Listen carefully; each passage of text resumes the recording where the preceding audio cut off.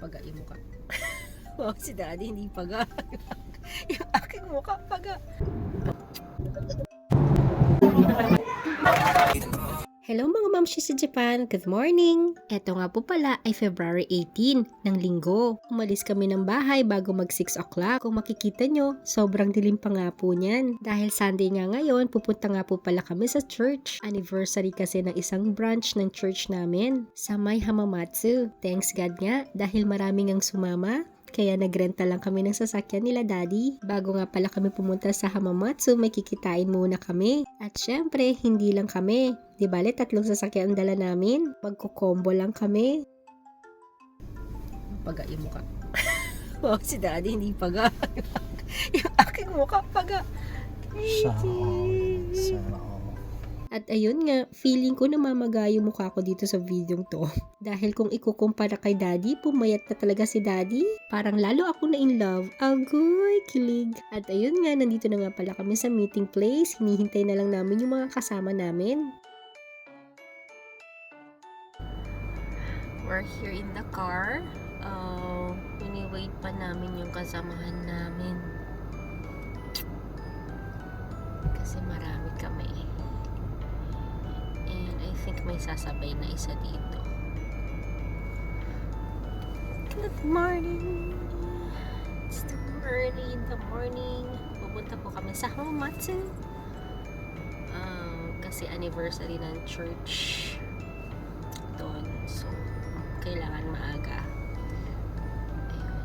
Si ate nga pala nasa likod niyan. At si Bunso naman sumunod nga pala kay daddy, bumaba rin. At ayun nga, nung dumating na ang lahat, inayos na kung saan yung mga uupo. At dahil kasya pa nga daw sa malaking sasakyan, kaya wala nang sumabay sa amin. Kaya kaming 4 na lang nandito. Medyo mahaba-haba din yung biyahe namin, kaya napakasakit sa puwet. At eto nga, nandito na nga pala kami sa Okazaki. Pero hindi pa natatapos ang biyahe, malayo-layo pa rin. Pero syempre, nag-stop over muna kami. At eto nga ang unang stop namin. Yung pinag-stop over namin maliit lang pero may mga tindahan din dito. Meron din convenience store. Di bale hindi na kami pumasok. Umihi lang at nag-stretching na rin.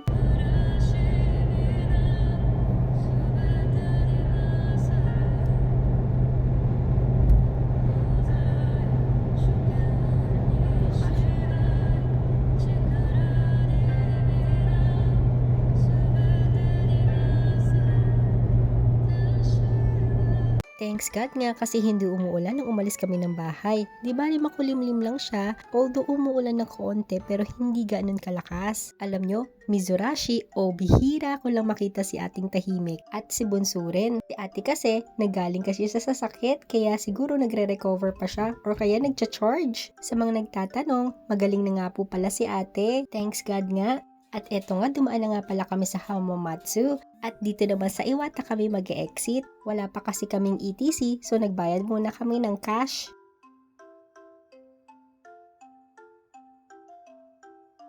At thanks God, nakarating kami dito sa church ng Matiwasay. Mahaba man yung biyahe, pero worth it naman yung pagpunta namin dito. Hindi kami perpekto o banal ha. We just want to thank God na naka 8 years anniversary na ang Hamamatsu church namin. Ibig sabihin, marami nang nalampasan ang church na to sa tulong ng Lord. At ganun din yung mga taong nagsiserve sa Lord. Kahit na maraming pagsubok o problema na dumarating, nagpapatuloy pa rin sila. Kaya God bless po sa inyo mga taga Hamamatsu at naway marami pa kong taong ang dumating sa inyo. God bless po! At ayun nga, balik na nga po pala tayo dito sa video. Nag-umpisa na nga po pala yung service at palakpak, iwagayway ang kamay. At eto nga, hindi ko na nga po na video lahat sa sobrang busy kasi meron din po akong ministry. Di bale, hindi lang po kami pumunta dito sa church kundi tumulong din sa kanila. At nung natapos na nga po lahat, syempre hindi mawawala yung kainan kasi anniversary. Kung mapapansin nyo, namumula yung mata ni Bunso, umiyak kasi siya, meron kasing aksidenteng nangyari sa kanya.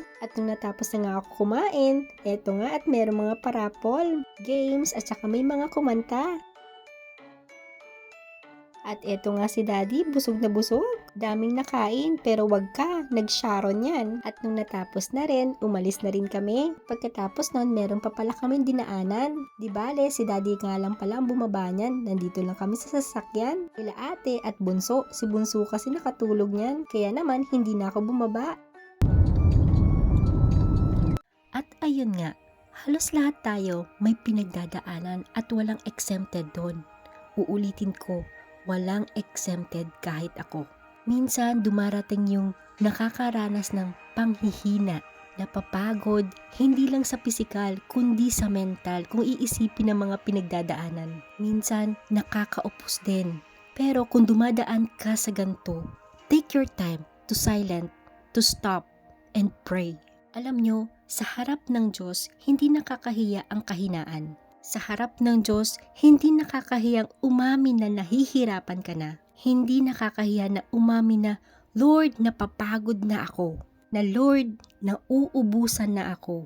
Na nagra-run dry na ako, Lord. Yung resource ko, yung strength ko, hindi nakakahiyang umamin sa Lord. Sa nakikinig at kung umabot ka dito, gusto ko lang malaman mo na once na nag-humble ka at inacknowledge mo ang kahinaan at inacknowledge mo sa Lord, sa kahinaan kong ito, kailangan kita at doon kikilos at doon mo mararanasan ang kapangyarihan ng Diyos. Yun lang po. God bless. Salamat!